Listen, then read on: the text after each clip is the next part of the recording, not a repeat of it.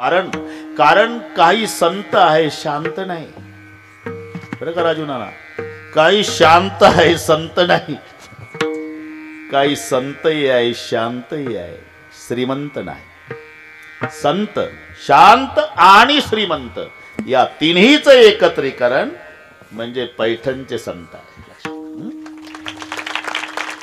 नाहीतर एक पैठणचे संत सोडले की सगळ्या संतांच्या जीवन चरित्राचा विचार करा. लौकिक दृष्ट्या 18 विश्वे दारिद्र्यानं भरलेलं जीवन, त्या संतांच्या प्रमाणावरून. दुष्काळ पडिला द्रव्य नेला मान, स्त्री एक अन्न अन्न करता मेली. परिस्थिती लक्षात घ्या, या प्रमाणावरून परिस्थिती लक्षात घ्या. स्त्री एक अन्न अन्न करता मेली. ज्ञानोबाराय ज्ञानदेव निवृत्ती भिक्षेची जात, सोपान मज सांभाळीत. नामदेवराय रात्री 12 वाजता भांडल्या नामदेवाच्या पत्नी रुक्माई सोबत. 2 प्रहर रात्र, शब्द पहा, 2 प्रहर रात्र पाहुणी एकांत राजाई वृत्तांत सांगे. माते अन्न वस्त्र नाही खाया जेवायाशी, नाचे अहर्निशी निर्लज्जा भला मार्ग तुम्ही उमजून सांगा. नामयाची राजा बरी नव्हे, अव रखमाबाई विठोबाशी सांगा. भरतारासी का गावेडे केली,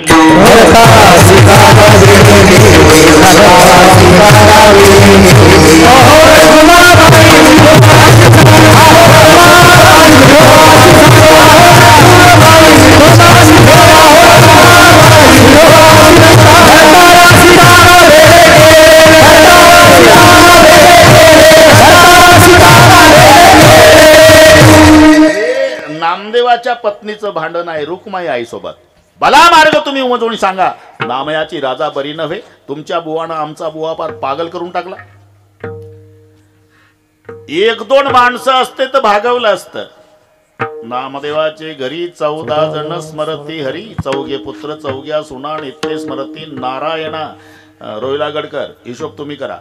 राजाई गोणाई दोघी सासू सुना दामा नामा जाना बा आपल्या नारा विठा महादा गोंदा 4 पुत्र जन्मले पवित्र चौशी लाडाई गोडाई असाई साकराई 4 सुना पाई नामयाच्या आऊबाईले की निंबाबाई बहिणी किती झाल्या? कुठं मोजले म्हणा द्या ठोकून 14 काय होता. बरं पुन्हा एकदा राजाई गोणाई दोघी सासू सुना किती झाले? 4 नाही 28 होईल. नातन नावन तुम्ही हिशोब डबल वर जरा समजून घ्या ना. राजाई गोणाई नाव आहे पण कोण आहे? दोघ्या सासू सुना म्हणजे 2च. असं आता जमलं. दामा नामा दाना बाग लेक 2 न 2 4. नारा विठा महादा गोंदा 4 पुत्र 4 न 4 8. 4घाचे लग्न झाले अशोकराव. लाडाई गोडाई यसाई साकराईन 4 सुना पाय नामयाच्या 12. आऊबाई लेकी 13. निंबाबाई बहिणी 14. मग ते सांगितले मी तुम्हाला. नामदेवाचे घरी 14 जण स्मरती हरी ही तक्रार नामदेवाच्या पत्नीची आहे. 14 माणसे आहे माझ्या घरी. हिंडती दारोद हरी अण्णा साठी, हिंडती दारोद हरी अण्णा साठी.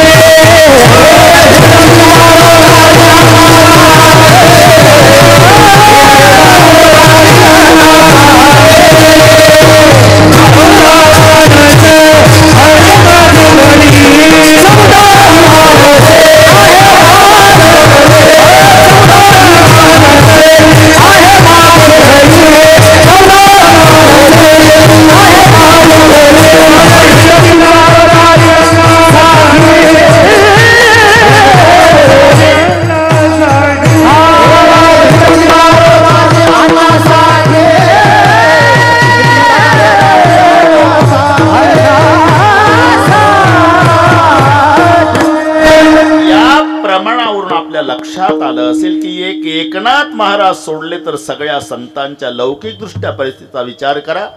फक्त एक एकनाथ महाराज संतही आहे, शांतही आहे आणि श्रीमंतही आहे. बरं का? ह्या दोघी राजू नाना दोघी एकत्रित नांदत नाही सरस्वतीनं लक्ष्मी, पण दोघीला एकत्रित नांदवायचा पुरुषार्थ केला तो पैठणच्या संतानं. नाही तर दोघीच जमत नाही.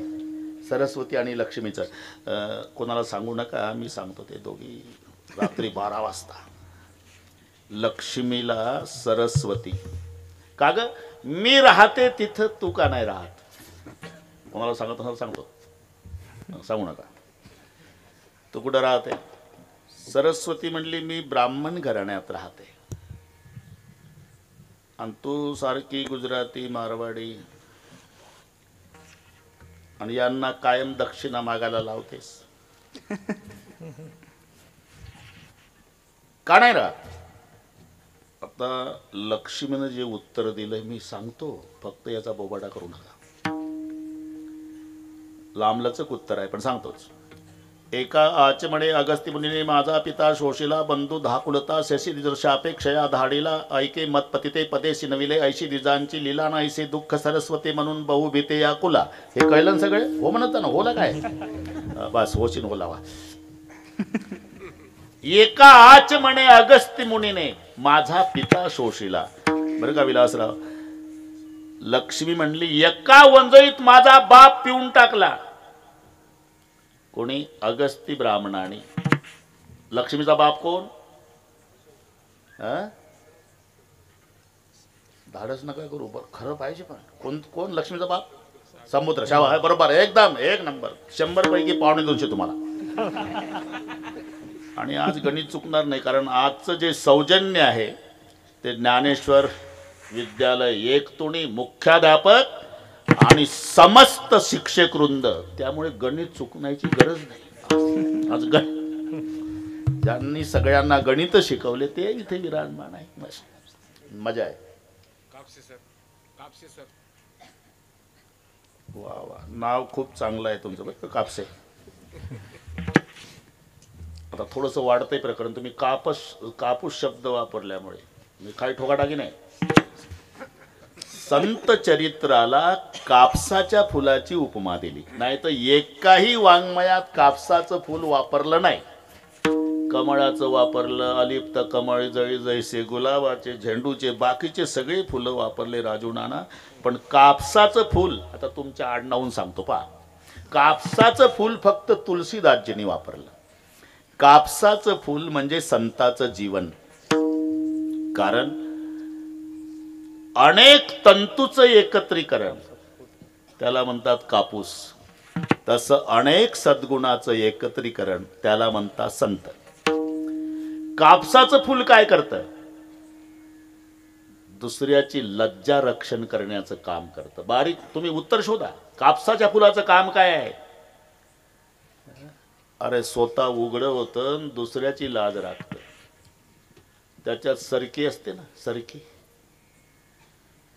कापूस काढून कापूस काढून कापूस काढून ती बिचारी उघडी होते आणि समाजाची लाज राखते, त्याला म्हणतात कापूस. विठ्ठल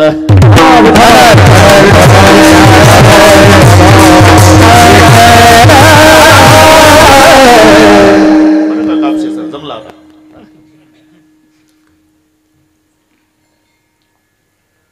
एका आचमणे, इथून वाढलं, मी मुद्द्यावर आहे. समुद्र लक्ष्मीचा बाप. मी बाजूला कुठं गेलो तुम्ही अजिबात डोकं चालू नका.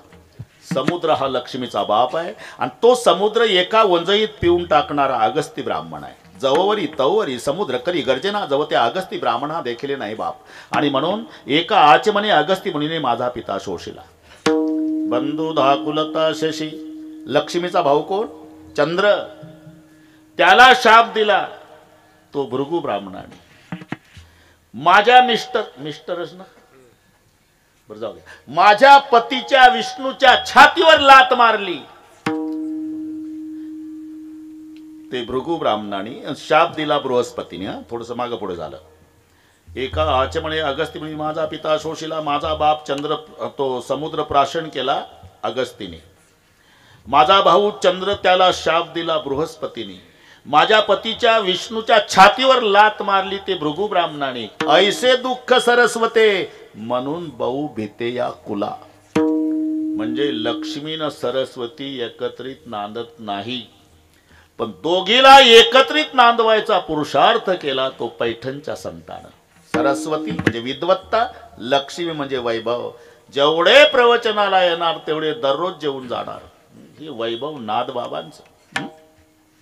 पुन्हा एक शब्द लक्षात घ्या. नाथ महाराजांच्या वेळेला एक संत होते अंबाजोगाईला. त्यांचं नाव होतं दासोपंत.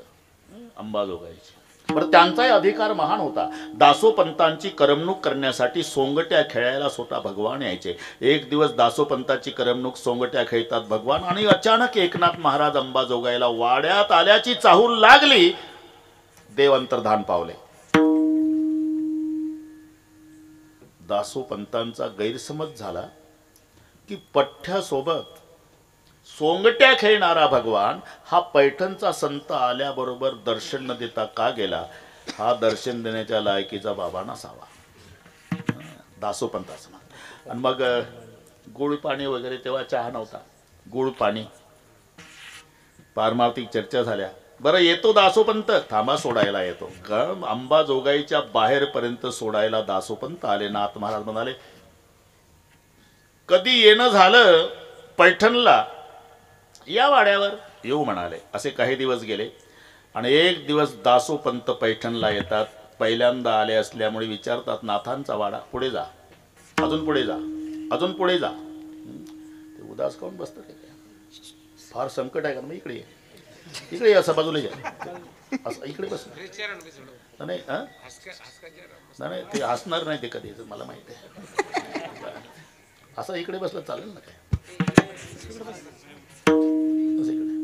उदास असे 2-4 असल्यावर तर कोणताही महाराज जाणार आहे वातड, कारण ते VIP तेच दिसते ना मला उदास. सरकू घ्या पुढं. प्रसन्न पाहिजे. फार संकट सगळ्या जगाचं आल्यासारखं. विठ्ठल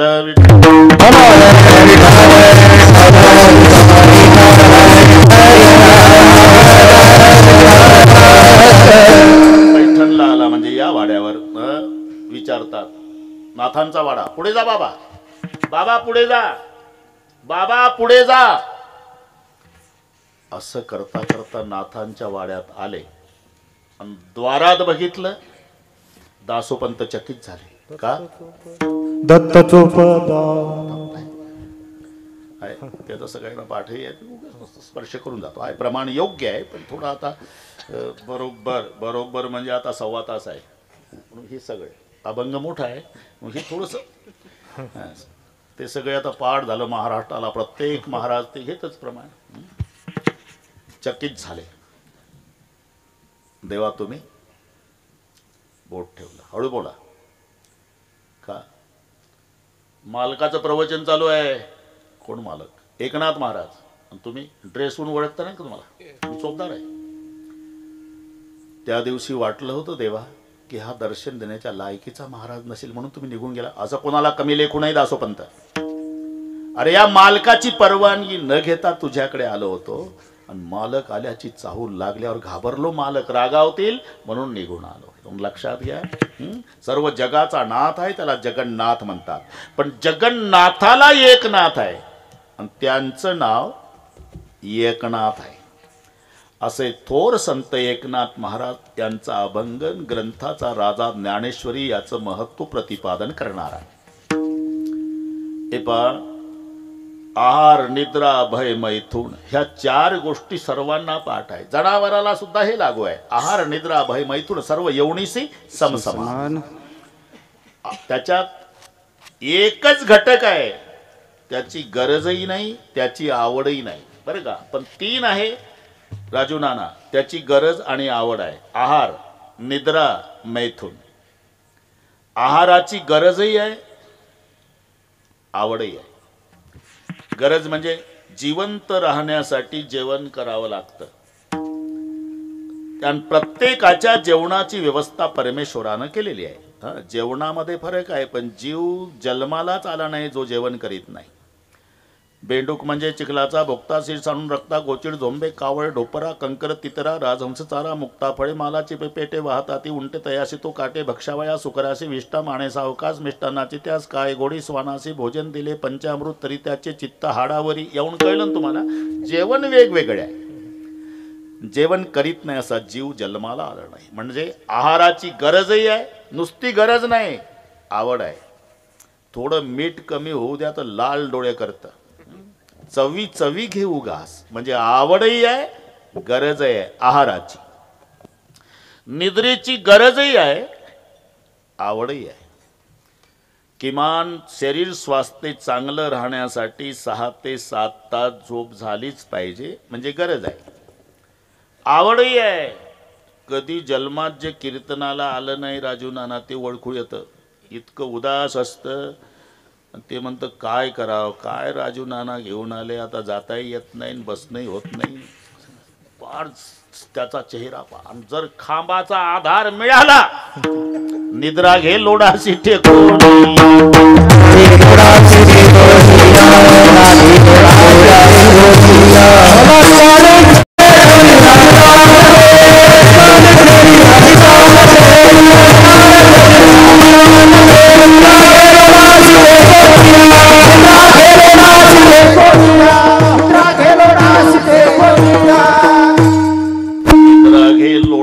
टेकून या म्हणजे निद्रेची गरजही आहे, आवडही आहे. आहाराची गरजही आहे, आवडही आहे. मैथून गरजही आहे, आवडही आहे. पण एक घटक त्याचं नाव भय. गरजही नाही, आवडतही नाही. भयाची कोणाला गरज आहे? गरज नाही. बरं भय कोणाला आवडतं?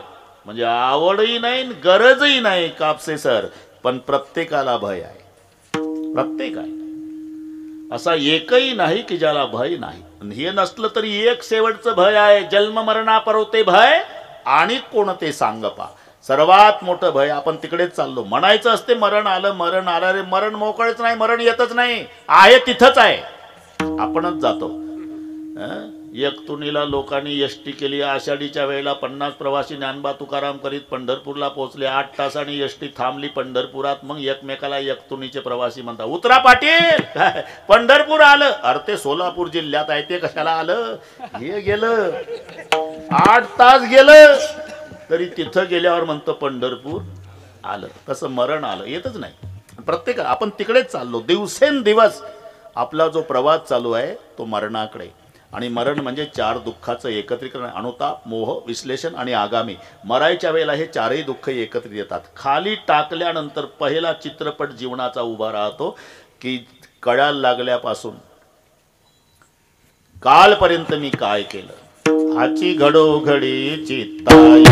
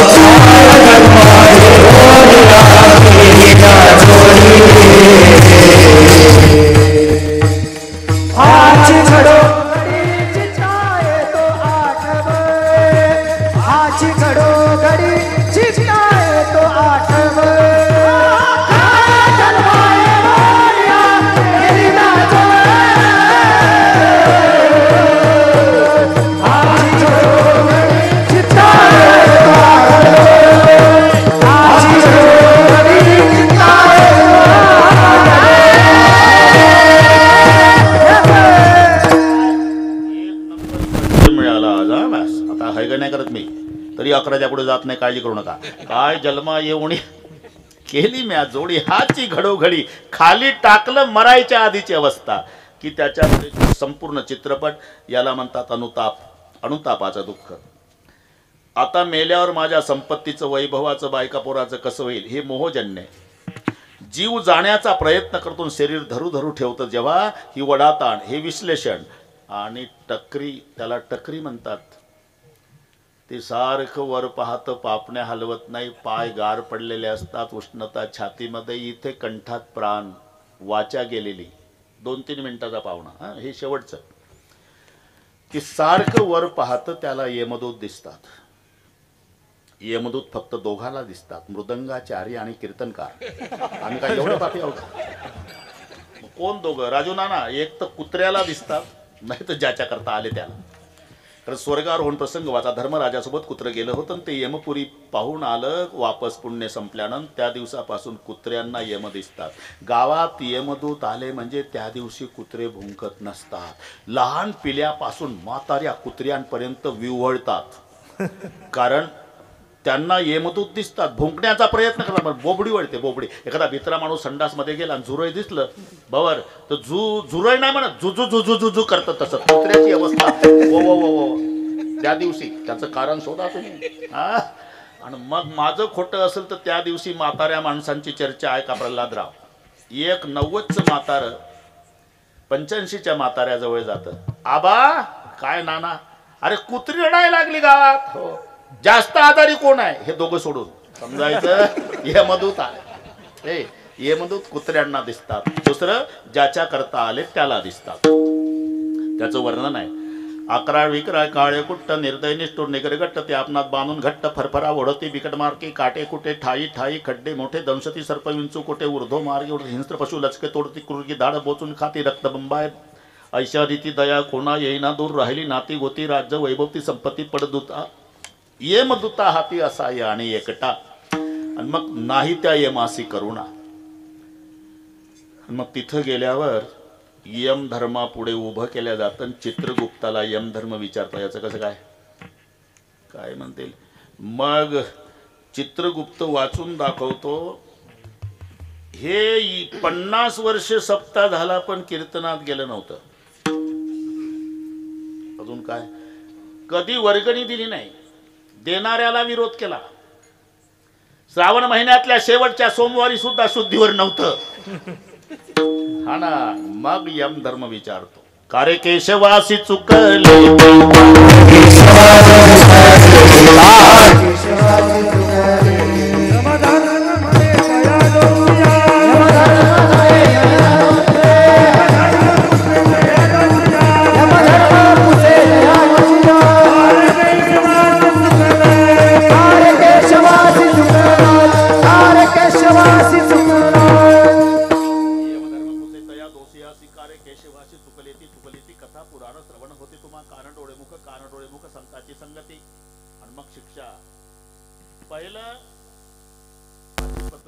खैराचे इंगळ.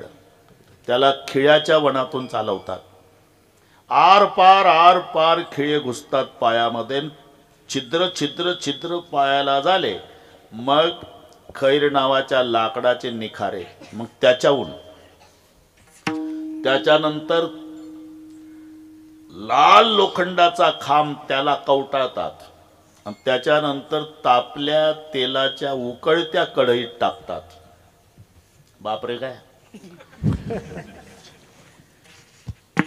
काही असंही म्हणतील एक तुम्ही जे काय बाता हाणता महाराज. अहो तिथं छिद्र पायाला पडतात. 2 हात यमदूत धरतात. अहो डेड बॉडी तर इथंच आहे. हो ते बरोबर आहे. ती अंत्यसंस्कारासाठी तुम्हाला दिलेली आहे. पण त्याच्यातला जो जीवात्मा जातो ना त्याला तिथं एक शरीर मिळतं. तुम्ही अशी काळजी करू नका. हे राहू द्या तुमच्याकडे पत्र्याच्या शेडमध्ये न्यायला. राम बोलो भाई राम. त्याच्यातला जीवात्मा जो जातो त्याला तिथं शरीर तयार असतं.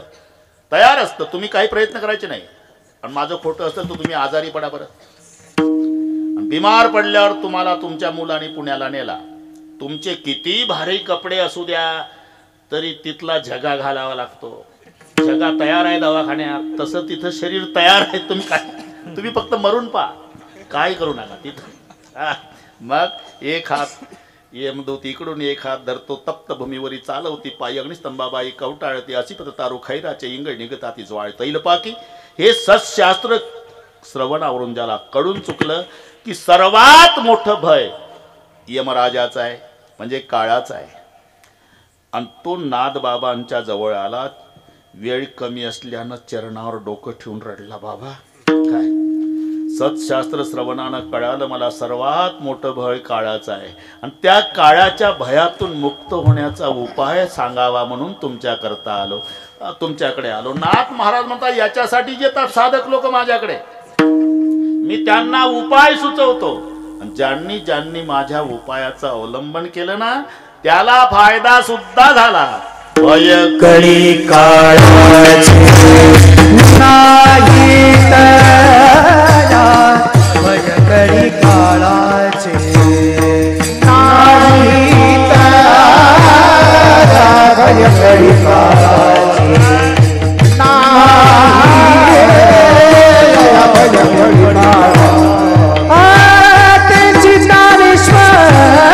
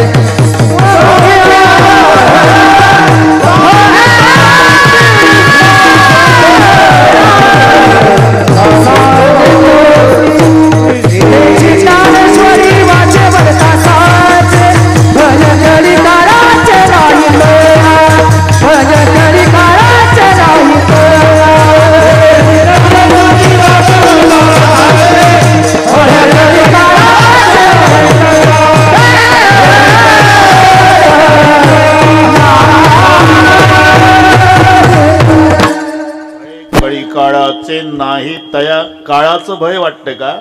मग उपाय आहे ना. काय करावं लागेल महाराज? ज्ञानेश्वरी वाचे वदता साचे. दान सांगितलं ना तुला, मग पटत नाही ना महाराज.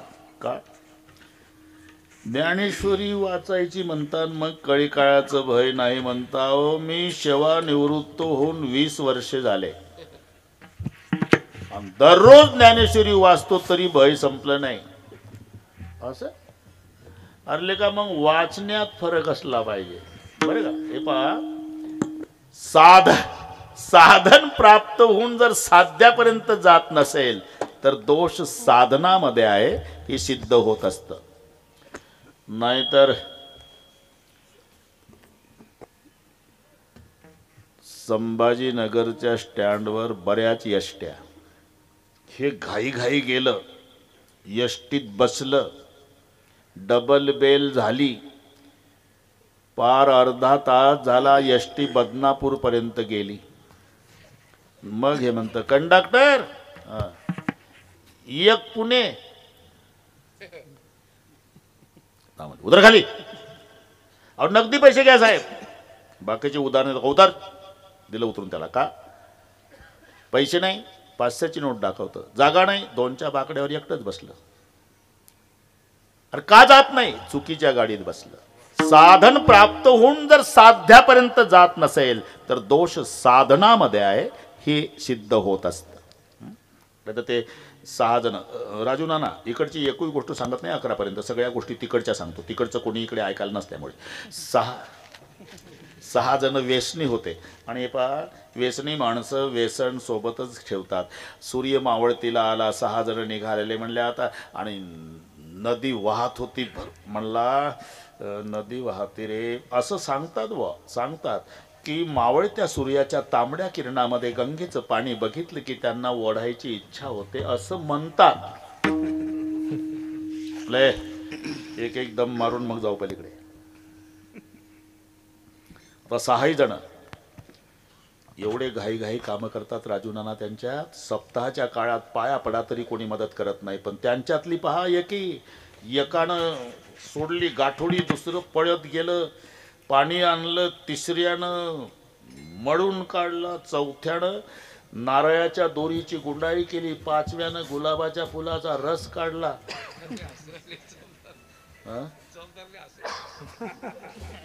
चोपदार पाठ आहे मला, गोल्डन भानुश आहे. कोण आहे? बरोबर आहे का? नावं चुकली. अरे एकदाच वाचत असतो आम्ही. विठ्ठल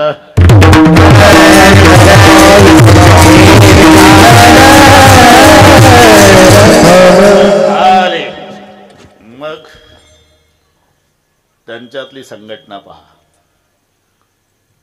भरून झाल्यावर नारळाच्या दोरीची गुंडाळी, मग काडीपेटी लावली, एकमेका साहे करू आणि मग अवघे धरू.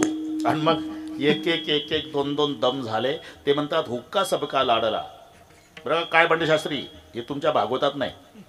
हुक्का हुक्का सबका लाडला, सबका राखे मान, भरी सभा में यू फिर जैसा गोपीन में कान. ते म्हणतात जसा पूर्वी रास क्रीडेच्या वेळेला कृष्ण गोपिका फिरत होता, तसा गांजा आमच्यात फिरतो. हुक्का सबका लाडला, सबका राखे मान, भरी सभा में यू फिरे. ज्यानं हात पुढे केला त्याचा मान, त्याचा मान. दोन दोन चार चार दम झाले, डोळे लाल झाले, सूर्य मावळला. पलीकडे जायचं राजू नाना, आता पलीकडे जायचं आहे आता. रे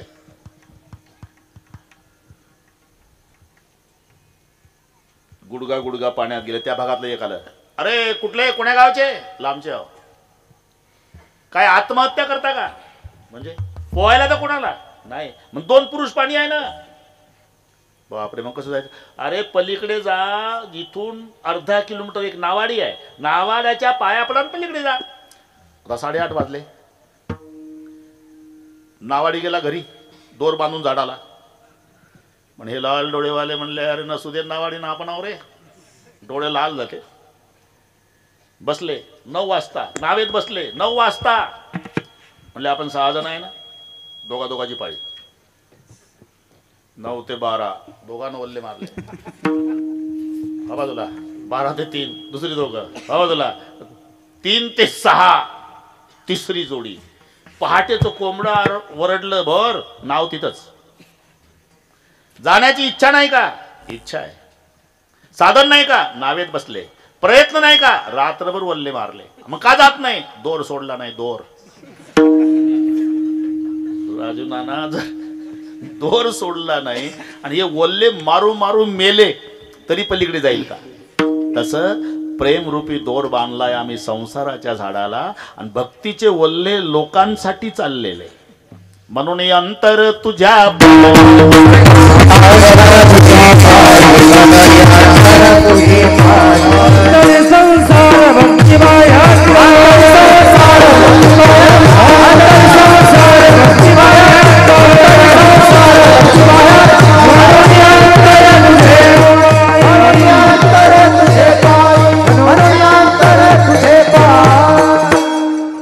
संसार भक्ती बायातकार, म्हणून अंतर तुझे पायी.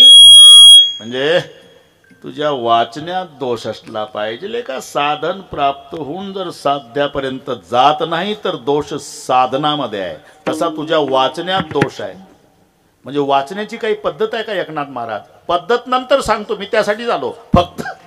फक्त तुझी पद्धत आधी सांग. माझी 20 वर्ष झाले रिटायर. मुलगाही नोकरीवर आहे महाराज, सूनही नोकरीवर आहे. ते लहान नातवंड खेळवायचा कार्यक्रम माझ्याकडे असतो. दोन्ही नातू एकाच पाळण्यात टाकतो बाबा. एका हाती पाळण्याची दोरी आणि एका हाती ज्ञानेश्वरी. ओम नमो जियाद्या बाळा जो जो रे कुलभूषणा, जय जय सो संवेद्यात्मरूपा दशरथ नंदना. एका हातानं पाळण्याची दोरी ओढतो महाराज आणि एका हातानं ज्ञानेश्वरी. म्हणूनच फरक. लेका अशी वाचून मेला तरी फायदा होईल का? बघ, ते 20 रुपयाचं पुस्तक नाही, प्रत्येक ओवीतून माझी माऊली माझ्यासोबत साक्षात बोलते, ही भावना ठेवून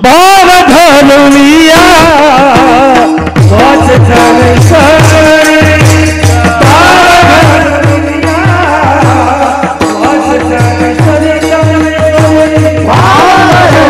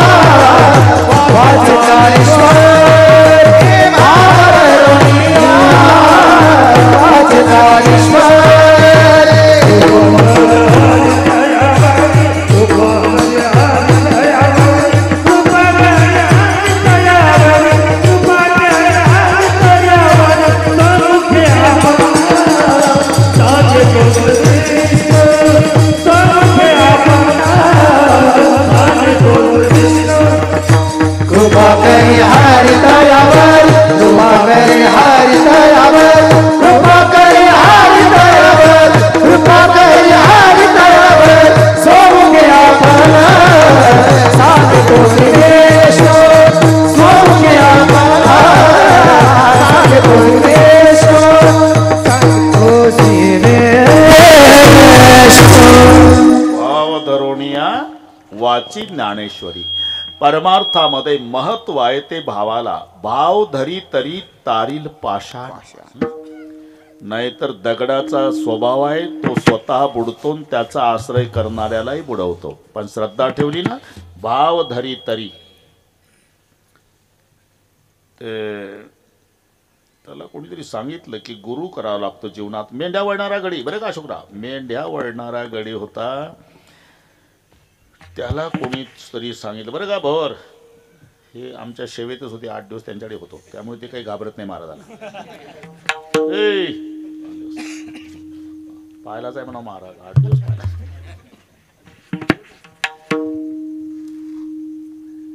कोणीतरी सांगितलं अशोकराव त्याला की गुरु करावा लागतो. सुनले चतुर सुजान, सुनले चतुर सुजान, निगुरे नाही रहे ना. त्यानं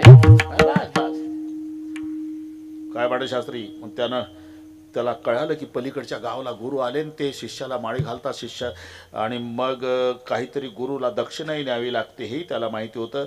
आणि हा आडदांड गडी, मेंढ्या वळणारा गडी, 6.5 फूट उंची, 58 इंच छाती, कोल्हापुरी मिशा, सफरचंद सारखे गालने, 112 किलो वजन. लक्षात आला का शिष्य? जाताना आपल्या शेतातून गेलं, गुरुजीसाठी कोशिंबीरची पेंडी 2 वांगे, आधीचा आडदांड. आणि त्या गुरुजीच्या भोवताल भवर परदेशातले शिष्य बसले होते. ते मक्याच्या कणसासारखे केस डोक्याला, टोमॅटो सारखे कलर, परदेशातले फळे घेऊन आलेले. आणि हे तिथं गेलं, काना एवढी उंच काठी, खांद्यावर घोंगड, 12 बंदी, गुडघ्याच्या धोत्र, कोल्हापुरी जोडा, कोल्हापुरी मिशा, 112 किलो वजन, 6.5 फूट 58 इंच छाती, आणि तांबडे डोळे वाघासारखे, वांगेन कोशिंबीरची पेंडी. गेलं नाही, वाकलं नाही, नमस्कार नाही. आपण जर्सी गाईच्या खोंडाला चारा टाकतो तसे वांगेन कोशिंबीर गुरु पुढे आपटली. लक्षात घ्या, गुरु तर हादरलेच. बरं कमी जास्त बोलतो काठी आहे कर बाबा, काय तुला गुरु करायचा आहे, तुला दिवसभर मेंढ्यावाला, त्याला काय दिवसभर. संध्याकाळी आला म्हणजे 2 बैंगने कुरजुडी, हरिपाठ 2 बैंगने कुरजुडी, जेवायच्या आधी 2 बैंगने कोथमीर जुडी, झोपायच्या आधी 2 बैंगने कोथमीर जुडी, झोपून उठल्यावर सकाळी 2 बैंगने 1 वर्ष मंत्र जपला यानं 2 बैंगने कोथमीर की जुडी. आणि दुसऱ्या वर्षी याचे गुरुजी पलीकडच्या गावात कळालं, निघाला. बायको म्हणली, कुठे झाला तुम्ही? गुरु आले माझं, पलकड. मग तुम्हालाच वाटतं का गुरुचं दर्शन घ्या? आमची नाही इच्छा होत. असं करा, गुरुला आपल्या घरी आणा. मी घर सारवून ठेवते, रांगोळ्या घालून ठेवते, आरती करून ठेवते, गादी टाकून ठेवते. तुमच्या गुरुसाठी सगळे थॉम्सन जिराची, वसईची केळी, संत्री नागपूरची, आंबे हापूसचे, बिस्किट ग्लुकोजचं काय लागत ते सगळे, फक्त गुरु घरी आणा. ठीक आहे म्हणला. केलं तर नदी दुथडी भरून वाहत होती. याला पोहायला येत नाही. म्हणलं आता पलीकडे कसं जाऊ, गुरुजी पलीकडे आहे. पण लक्षात आलं, गुरुजी म्हणले होते 2 बैंगने 1 कोथमीर की जुडी, मंत्राचा जप कर, भवसागर तरसील. भवसागर नदी काय अवघड आहे म्हणला, 2000 फुटाची. राजू नाना घोंगडा अंथरलं त्यांना काठाला आणि मांडी घातली, डोळे मिटले, गुरुचं केलं ध्यान. 2 बैंगने 1 कोथमीर की जुडी, चल घोंगडी पैल थडी. गेलं पलीकडे, पाहता काय माझ्याकडे, गेलं घोंगड्यावर बसून पाण्याहून. कापसे सर घोंगडं झटकलं, खांद्यावर टाकलं आणि गुरुकडे आलं. बरोबर गुरुनं ओळखलं, गेल्या सालचं वांग्यावालं. दक्षिणा लक्षात राहण्यासारखी होती. अरे तू पलीकडचा गावचा? हो गुरुदेवा. रात्री मुक्कामी होता का? नाही. मग आता घरून आलो. घरून आला? अरे पुलाची सोय नाही, नावेची सोय नाही, नदी दुथडी भरून वाहते, पोहून आला म्हणाव तर तुझे कपडे भिजले नाही. चेष्टा करत का गुरु? गेल्या साली काय म्हणला तू? पहिलं तुम्हाला मेंढ्यावाला होता बरोबर, तशी त्याच्या भाषेत राहतो. 2 बैंगन कोथमीर खिचडी, भाव ठेवून मंत्र जप म्हणला, भवसागर तरसील. पलीकडे घोंगड्यावर बसलो, तुझं ध्यान केलं, मंत्र जपला, अलीकडे आलो पाण्याहून. हा घोंगड्यावर बसून पाण्याहून. मग तर कॅमेऱ्याकडे तोंड करतात गुरुजी, तसे पावला त्याच्याकडे. नुसतं आलो नाही, मग तुझी तयारी झाली. तुझी तयारी म्हटल्यावर आदरला गुरु. त्याची भाषा समजून घ्या. तयारी म्हणजे घरी सारवून ठेवलं, घर रांगोळ्या घातल्या, बायको वाट पाहती, थॉम्सनची द्राक्षी केस, पसईची केळी, संत्री नागपूरची, आंबे हापूरचे, लेकरही वाट पाहतात दर्शनाला, तुला घेऊन जायला आलो. गुरु हादरला. अशोकराव, याला हो म्हणावं, दडदडीत मरण आहे. नाही म्हणावं, याच्या भावनेला तडा आहे. गुरुने ठरवलं, नाहीतरी मरण आहेस ना, एक दिवस मेलो तरी चालल, पण याच्या भावनेला तडा जाऊ द्यायचा नाही. चल बाबा. गोंगड्यावाला पुढन, गुरु माग, ज्याचे परदेशात शिष्य आहे. राजू नाना सगळे तांबडे शिष्य माग माग. नदी दुथडी भरून वाहती आहे आणि ते घोंगडा अंथरलं. यानं डबल अंथरलं, तर डबल शीट जायचं. आणि ते पुराचं पाणी बघितलं आणि गुरुनी तांबड्या शिष्यांना नमस्कार केला. तांबडे इंग्रजीतून एकमेकाला म्हणू लागले, आता पुन्हा दर्शन नाही. आणि गुरुने सांगितलं, बरं का कापसे सर, आम्ही जातो आमच्या गावा, नदी वाहती, आमचा राम राम घ्यावा, आता नाही येणे जाणे, सहज खुंटले बोलणे, आजवर होतो तुमच्या गावी, आता कृपा असू द्या. गोंगड्यावर झाला का बोलून? अरे बस. गोंगड्यावाला आला, गुरु बसला माग. ए संतोष, गुरु बसला माग. लट लट लट लट गुरु कापत होता पुराचं पाणी पाहून. गोंगड्यावाला म्हणला, प्रवचन कसा बाता हाणतो, भाऊसागर तरा, भाऊसागर तरा लेखा, नदीच्या पुराला घाबरतो. मेंढ्यावाला भीती वाटते बाबा. मग माझी कंबर धर. गुरुला सांगतो, कंबर धर माझी. त्याने मजबूत धरली कंबर. अशी का? त्यानं ठरवलं, मरू तर दोघंही मरू, डेड बॉड्या दोघांच्या येऊ दे फुगून वर पंचनाम्याला. तरी लटलट. अजून भीती गेली नाही वाटते तुझी? नाही, पाण्याची भीती वाटते. डोळे घे लावून. मेंढ्यावाला म्हणतो गुरुला, लावतो म्हणलं, आता नाही उघडायचे रे पुन्हा. मंत्र जपला. तो बैंगणे कोथमिरी की जोडी, चल घोंगडी पैल धडी. घोंगड्यावर बसून गुरु शिष्य पलीकडे.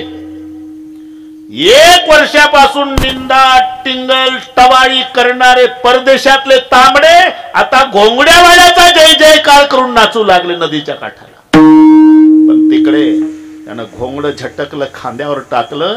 जगात ज्याचे शिष्य आहे त्या गुरुनं मेंढ्यावाल्याला दंडवत घातला. जे पायाला मिठी मारून गुरु रडला. हे काय करता गुरु? कोणा नरकाला नेऊन घालता तुम्ही? गुरुजी आहेत माझं. अरे वांगेन कोशिंबीर मंत्र आहे का रे? अरे आज खरं सांगतो भाऊ, तुझी चेष्टा केली रे गेल्या साली, पण तू दाखवून दिलं भावामध्ये काय ताकद आहे. तू तरला यात नवल नाही, जाहीर तुझा गुरु तारला. विठ्ठल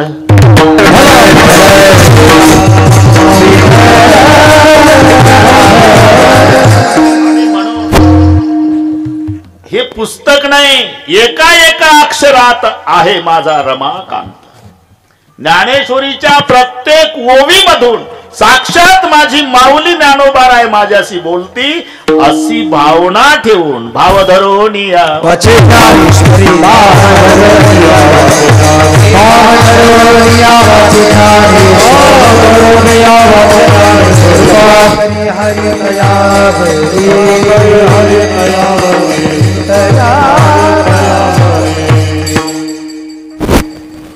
बरोबर लक्ष ठेवा. भाव धरोनिया वाचिक ज्ञानेश्वरी महाराज. आता डोळे उघडले आमचे. उद्यापासून तशाच पद्धतीनं ज्ञानेश्वरी वाचील मी.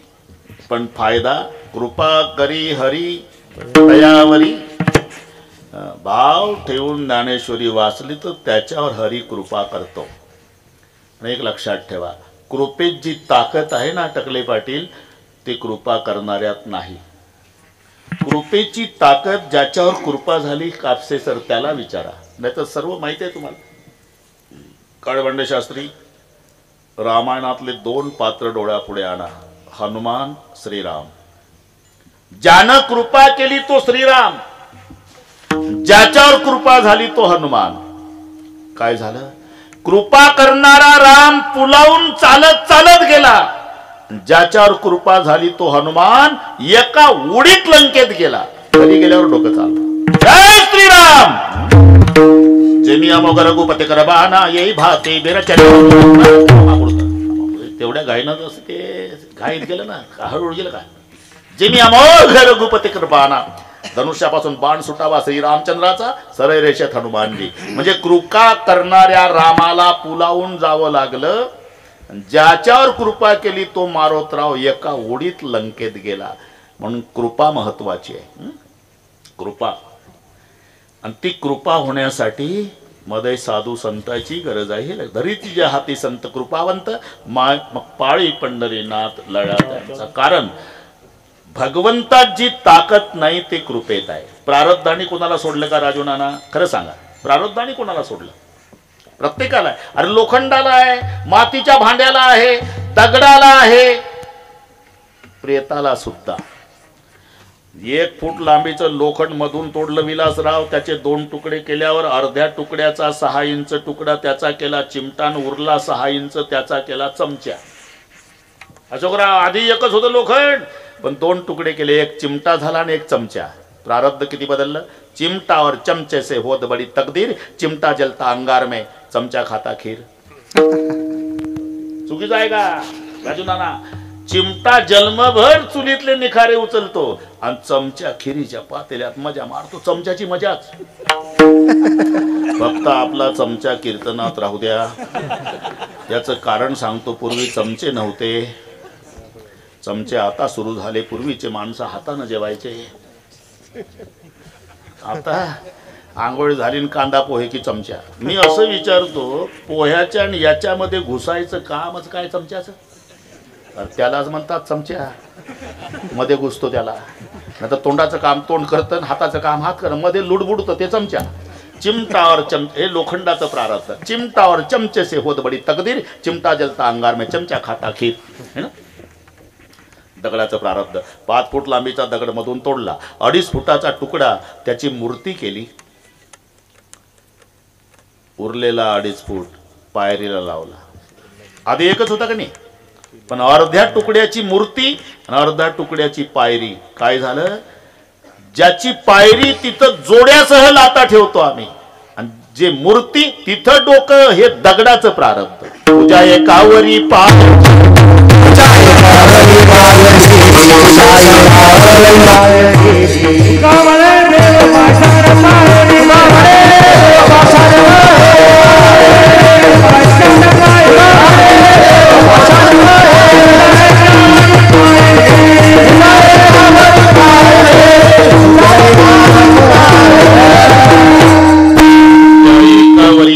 ठेवी.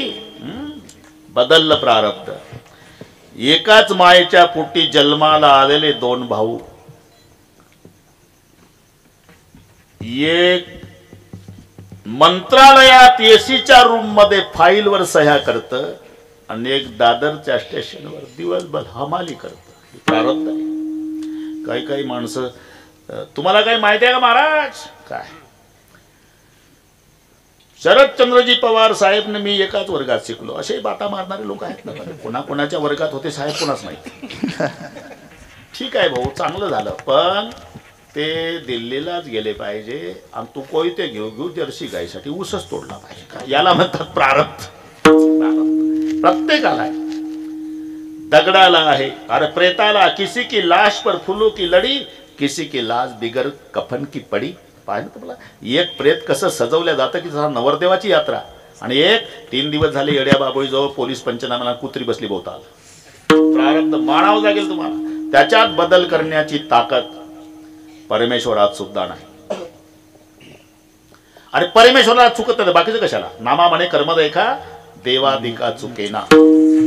पण प्रारब्धात बदल करायची ताकद भगवंताच्या कृपेत आहे. मी याकरता आपली वेळ घेतली. आता एक तुम्हाला थोडासा संदर्भ, बरं का, काळबांडे शास्त्री तुम्हाला माहित असेल ते, पण सुदामजी, थोडस सांगू का अशोकराव? मला माहिती आहे तुम्ही त्याच पार्टीने बोलणार. सांगा बरं, ठीक आहे. थोडासा एक नवीन विषय 2 मिनिटात सांगतो.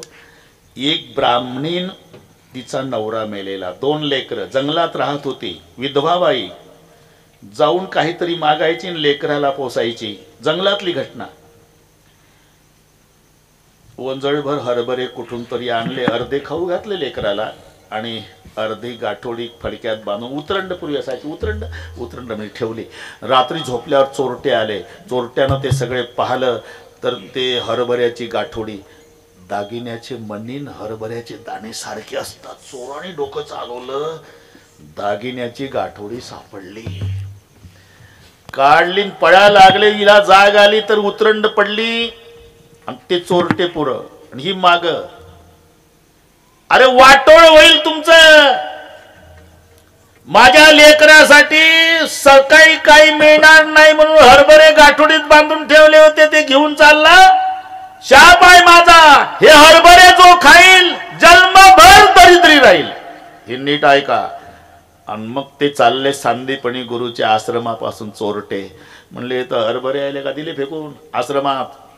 सकाळी सरपण आणायला दोघाला पाठवलं, ती गाठोडी गुरुमातेला सापडली. पण सुदामजी रात्री 12ला जागे होते, ब्राह्मणींच्या शापाचे शब्द ऐकले होते, हरभरे जो खाईल जन्मभर दरिद्री राहील. तीच गाठोडी गुरुमातेनं दिली. भूक लागल लेकरं खा, सुदामजीच्या जवळ दिली.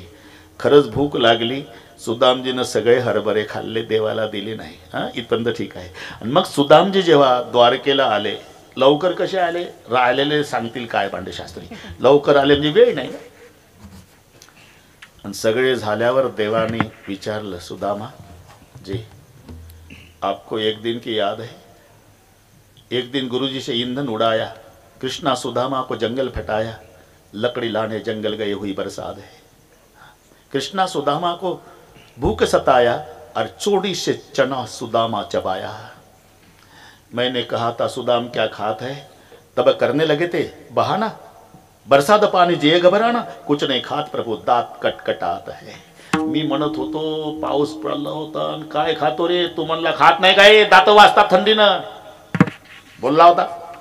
मग मी काय म्हणलं होतं, हसकर बोले ते कृष्ण मुरारी, रहियो सुदामा जन्मभर भिकारी. सुदामा हो देवा खरं आहे. मग एवढं आपलं एकमेकावर प्रेम होतं, सगळे हरभरे तूच खाल्ले, मला का नाही दिले होते. आज बोलतो माय बापा, रात्री 12ची गोष्ट, तुम्ही सगळे विद्यार्थी झोपला होता, मी जागा होतो. ब्राह्मणीन धावत होती, चोरटे पळत होते. आपल्या गुरुच्या आश्रमात ती गाठोडी फेकली, त्या ब्राह्मणीनं शाप दिला होता, हे हरभरे जो खाईल जन्मभर दरिद्री राहील. मी ऐकलं होतं, तीच गाठोडी गुरु मातेनं दिली आपल्याला. मी ठरवलं या हरभऱ्या मागं शाप आहे, जो हरभरे खाईल जन्मभर दरिद्री राहील. मग माझ्या परमेश्वरानं जर हरभरे खाल्ले आणि तो जर दरिद्री झाला तर आमच्यासारख्या दरिद्र्यांना कोण सांभाळेल. मग मी ठरवलं देवा, आमच्यासारखे किती दरिद्री होऊ दे, पण माझा जगाचा बाप दरिद्री होता कामा नये, म्हणून तुम्हाला हरभरे खाऊ दिले नाही.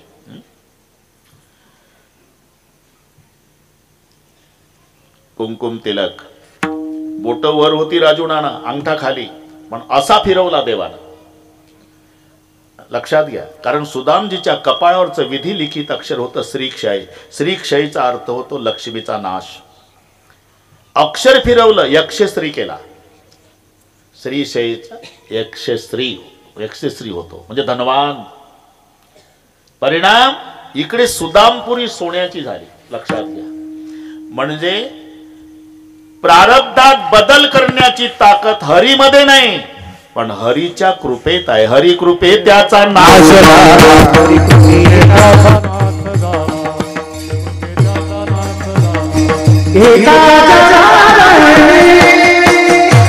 Oh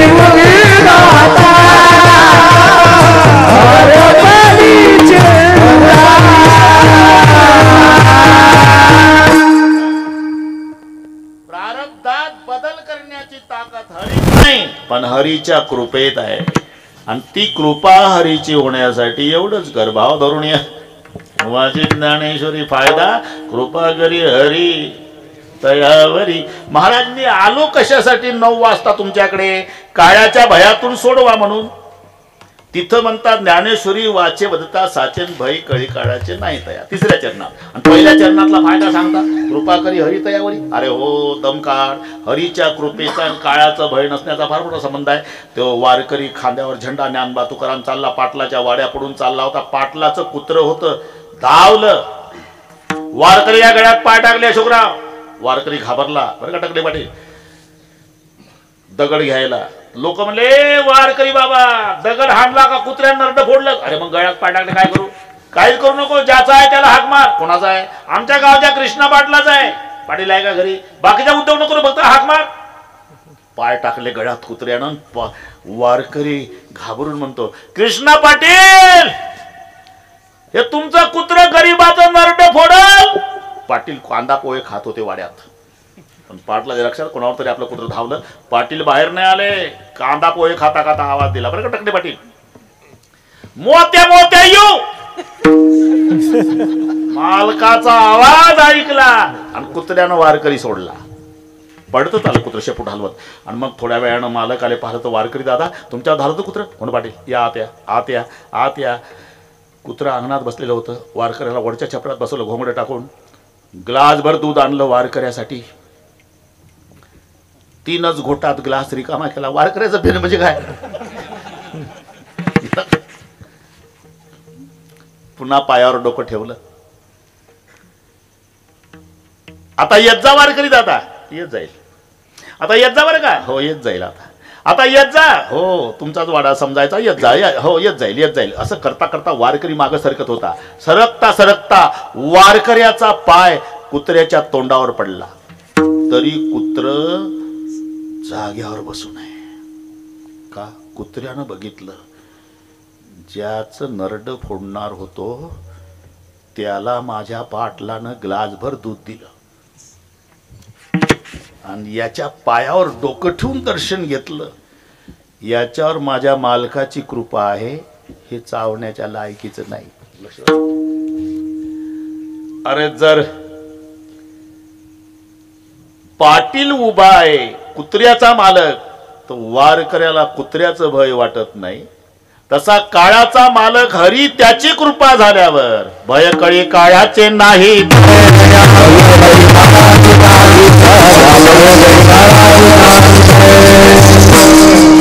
बरस आहे पण ते बरस असू दे. वेळेची सवय आहे बघ राजू नाना त्याच्यात बदल नाही. एकदा हात वर करा. शाबास एवढं घे भाऊ. जाऊ दे पहिल्या पानावर पेपरला इकडे राजू नानाचे विलासरावचे हे सगळ्या मोठ्या मोठ्या लोकांचे प्रल्हादरावचे मदगे पाटलाचे अशोकरावचे हे सगळ्यांचे हात घे.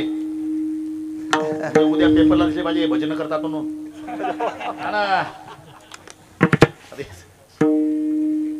एका तालात सर्वाड्या विठोबार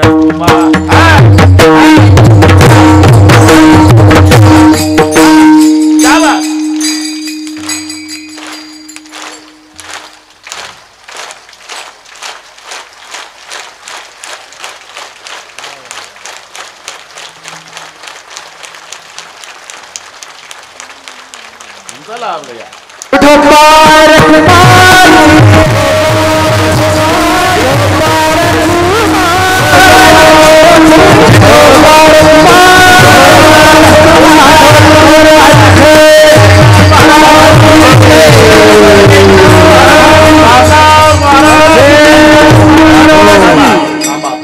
म्हणजे दोन्ही कामं होईल आपली.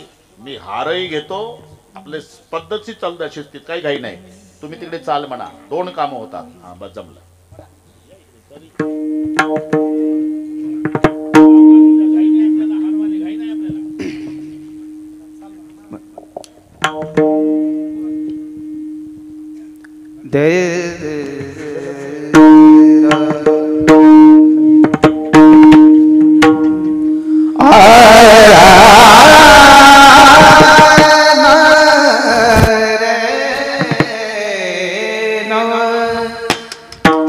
भगदरिया बाचे ज्ञानेश्वरी भगदरिया बाचे ज्ञानेश्वरी भगदरिया बाचे ज्ञानेश्वरी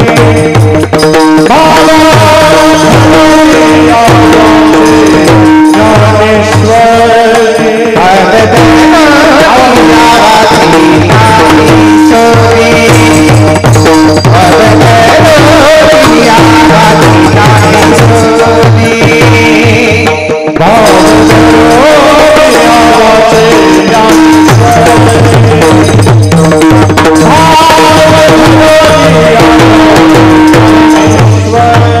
Rupa